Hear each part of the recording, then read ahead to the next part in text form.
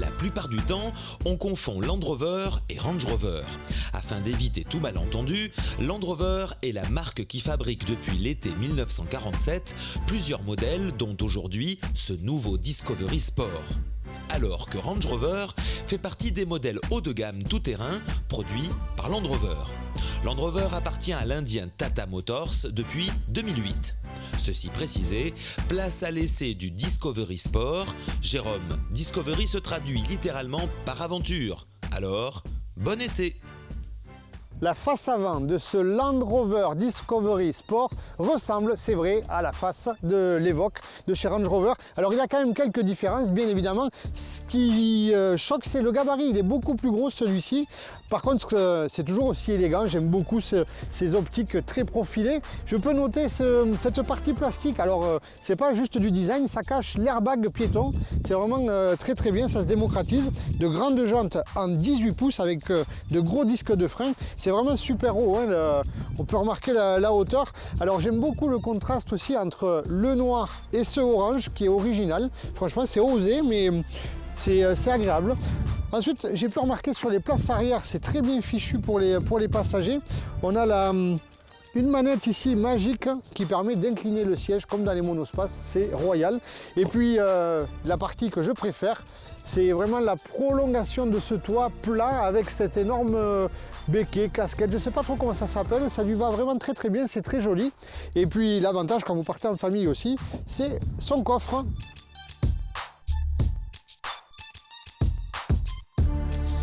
Et des sièges une fois rabattus qui sont quasiment plats. Alors par contre la mauvaise surprise c'est qu'on ne peut pas profiter de cette place car il y a la galette pour la roue de secours si jamais vous crevez.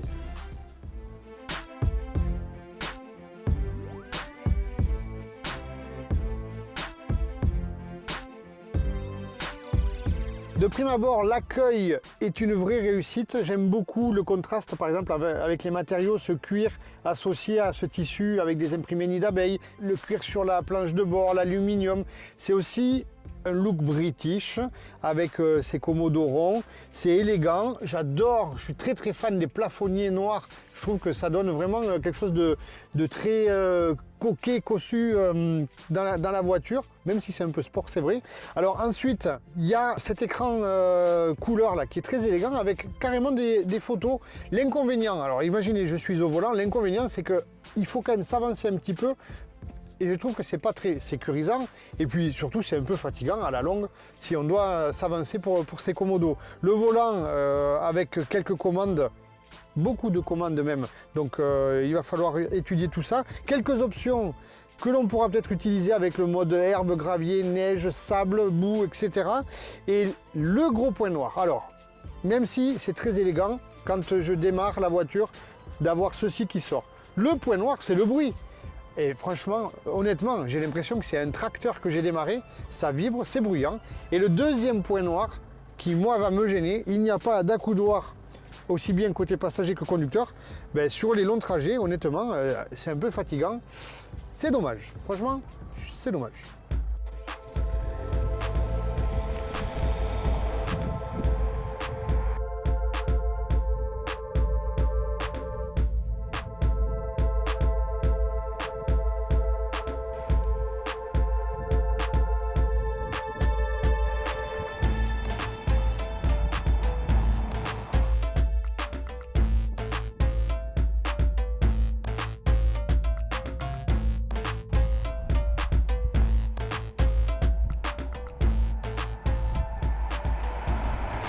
À l'utilisation concernant la vie à bord, alors bien évidemment on est dans un modèle luxe, c'est pas un modèle premier prix, c'est pas une petite voiture, c'est très agréable, c'est très sécurisant. L'univers est vraiment bien fait aussi, beaucoup d'options comme je le disais tout à l'heure, on a le détecteur de franchissement de ligne, on a des modes 4x4 que l'on ne va pas utiliser aujourd'hui malheureusement, mais c'est un vrai tout-terrain, faut pas l'oublier. Cet écran qui est vraiment très bien fait, très bien équipé aussi avec des prises 12 volts de partout pour charger les téléphones, je sais pas quoi encore, tous les accessoires que vous avez, des prises USB, une sono. Alors, honnêtement, c'est vraiment très bien fait, c'est très agréable, moi j'aime beaucoup cet univers, simple, efficace. C'est un peu de luxe quand même aussi, ça fait du bien.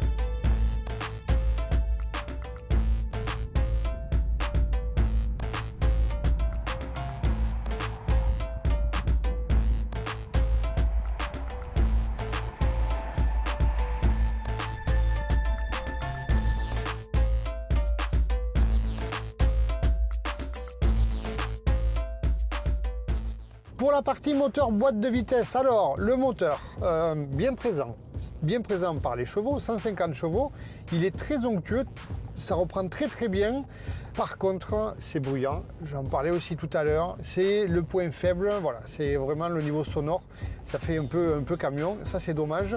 Associé à la boîte robotisée avec ce commodo qui tourne, il faut s'habituer, hein. On a plutôt l'habitude du levier, c'est très bien fait, c'est discret.